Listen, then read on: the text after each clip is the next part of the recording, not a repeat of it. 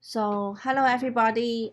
This is week 6 story tips, and today we are going to continue and talk about story development, how to expand and come up with your story idea. Most likely, right now, you are getting close to working on your final story, or some of you might already started working on the final. So, I think this is a good time that we talk about how to further develop your storytelling skill and how can you come up with more story ideas in the future as you start doing more writing. So one of the thing I'm going to talk about is today we are going to focus on is how to expand your horizon, how to expand ideas beyond maybe your own experience that you have so far. Is great. We talk about you can get a lot of story inspiration from your own life experience and your surrounding, but at one point you probably would be curious and want to be a bit more adventurous and try something different. But how do you get out to expand your range of storytelling? So that's what we are going to discuss today. Um, well, a lot of the topic we are going to talk about, I have mentioned before, so we have revisit a lot of the subject matter.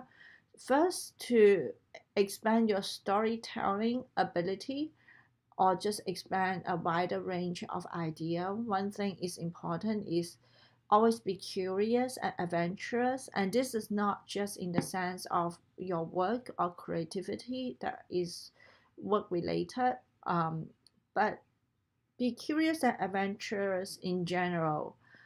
Try some cuisine you never tried. Try to visit places you always want to go and you haven't go, or try out and watch new types of books.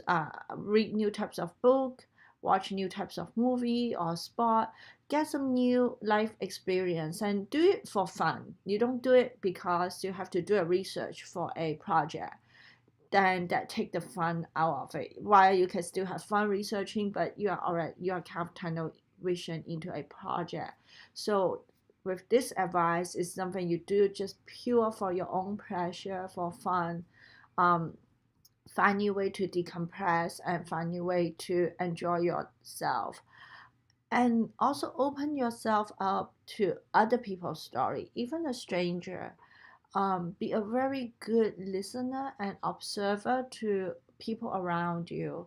Um, this is a little bit different from getting idea from your everyday life from everyday people. This is one step further. Um, Try to you don't even have to know that person or sometimes listen to podcasts. Just try to experience and be very be a good listener and observer of other people's life. What is the story about?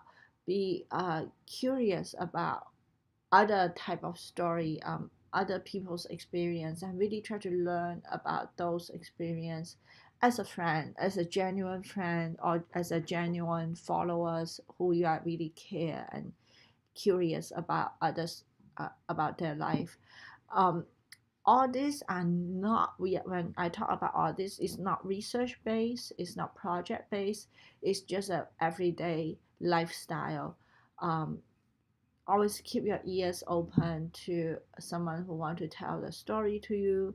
um, Try something different, try new food, because a lot of the time sometimes a good idea is not necessary something brand new. It's just reinventing or see life from a different perspective. So it might not be something like a epic new life experience.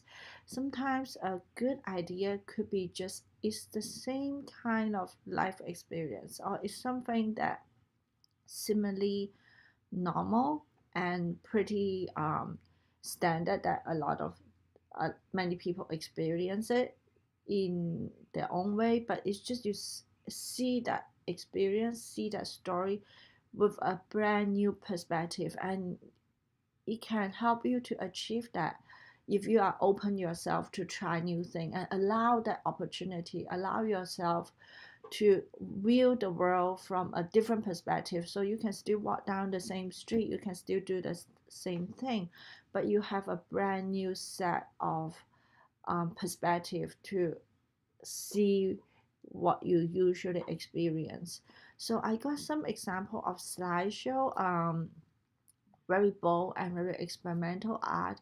Is There's a kind of fun, like the melted ice cream truck is kind of play on the concept of melted ice cream. The giant lantern project beautiful pattern on the wall and ceiling. Though, like, if you think about a lantern, a lamp, it's pretty common, that kind of projection pattern lamp thing. You can get a couple of dollar of that kind of lamp from Amazon or IKEA, and it do the same thing. But when they blow up into a massive scale and add a lot of detail to it, it becomes like a piece of art. It just same everyday item. You change the perspective, you see from a different angle, you change the scale, it becomes something special. So it's that installation art of the egg one. It's an egg. And then the artist can just expand the idea, change the perspective, and do some clever Photoshop photo with it. It becomes something visually intriguing. So sometimes a special idea is very much is see everyday um, items or see everyday experience and interpret it from your own unique view, at your own voice, at a different angle, and it become a different story. The other technique is not so much technique. The other tips I would like to share is um, sometimes is that we all have topic. We already talk about the stuff we love, the stuff our hobby, our interests, our family. All that can be great story material and references. But the next step is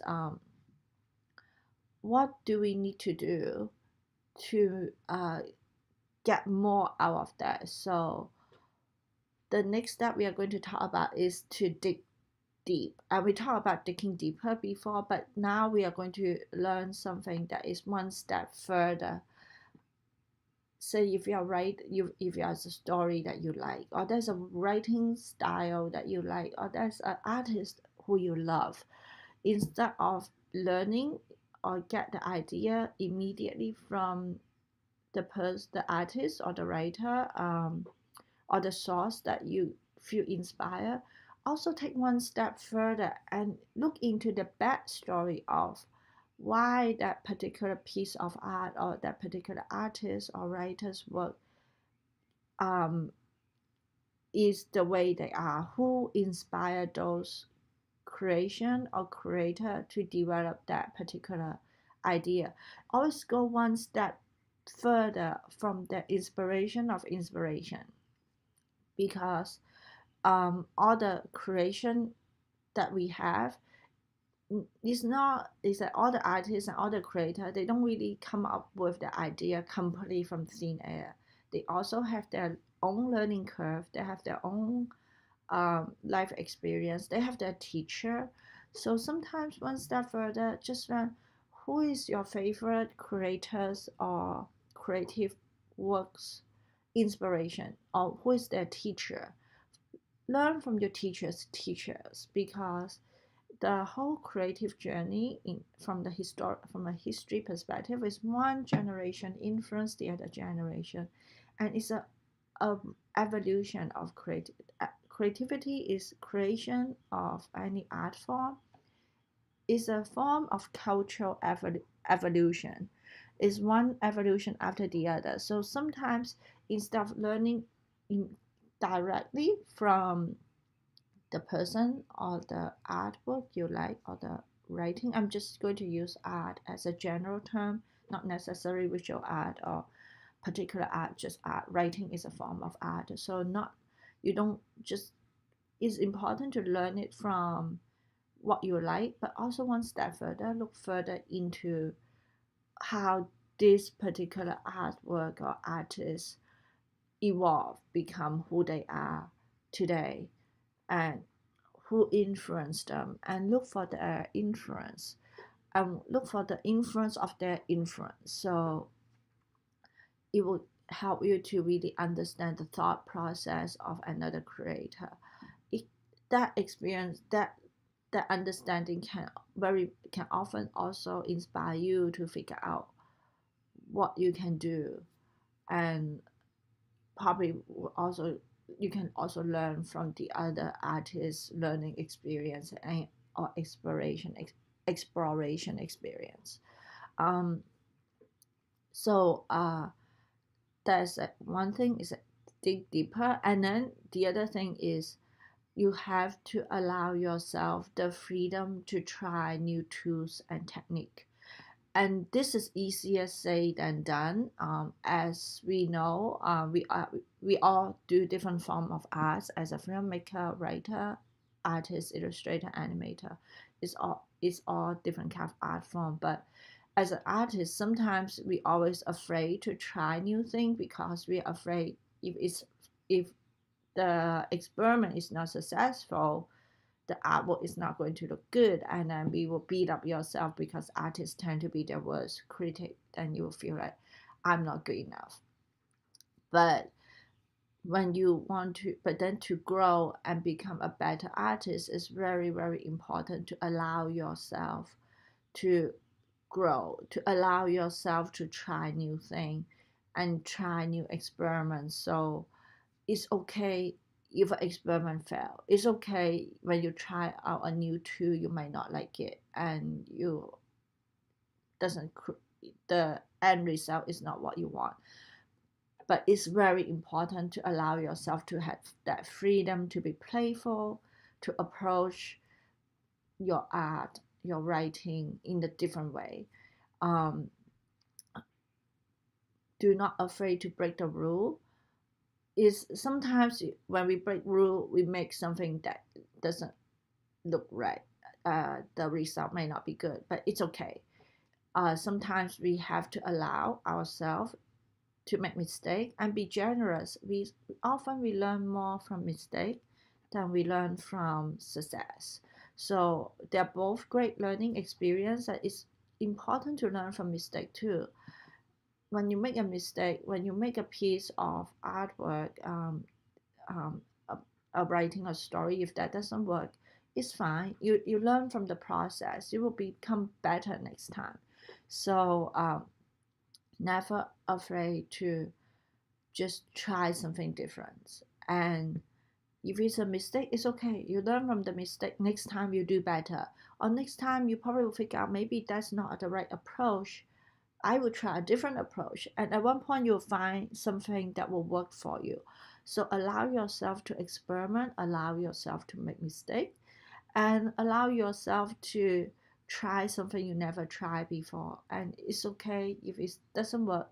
But very often you will get a very surprise experience. You probably will find something that you think is not going to work, but you try it, and the end of the result is excellent. It's very good. It's something that you can inspire you to grow further. So you just never know. Allow yourself the freedom and don't be too judgmental to your own work. So that is pretty much today's tip. If you look at the keynotes, the last 2 pages has a lot of images, and what I'm trying to show is that let's talk about the first slide of the page 5. Um, if you look at page 5 from left to right, left is the inspiration of the art that follow up in the right, so that in a historical chronological order. If you look at today's pop culture and pop art such as Star Wars, some of the popular illustration and fine art painters such as Audrey Kawasaki, Miyazaki, some of the popular graphic novel.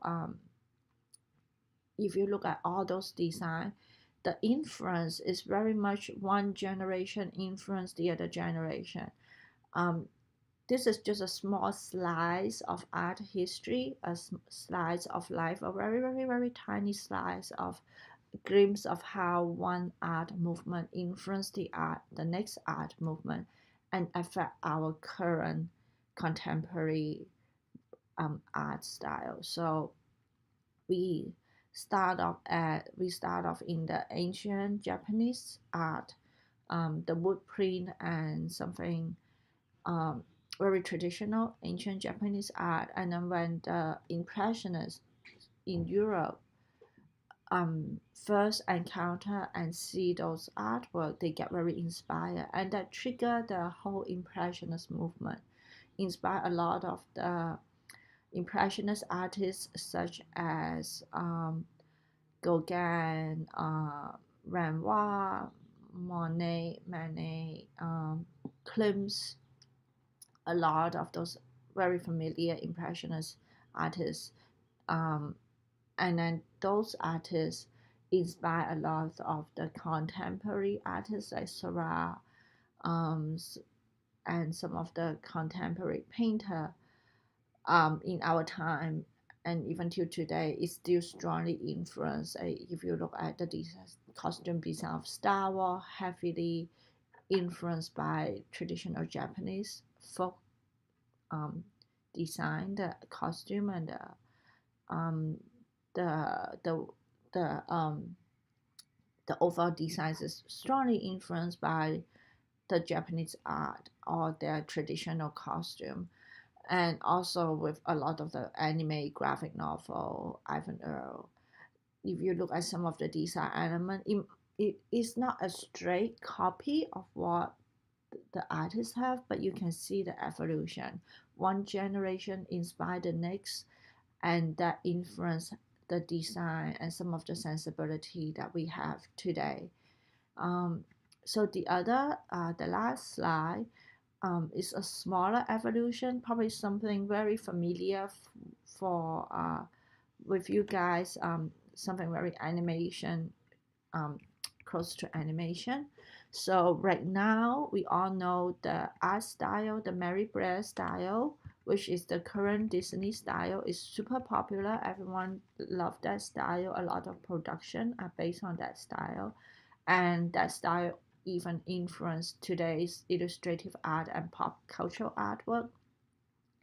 So what I'm trying to show here is how Mary Blair get her art style.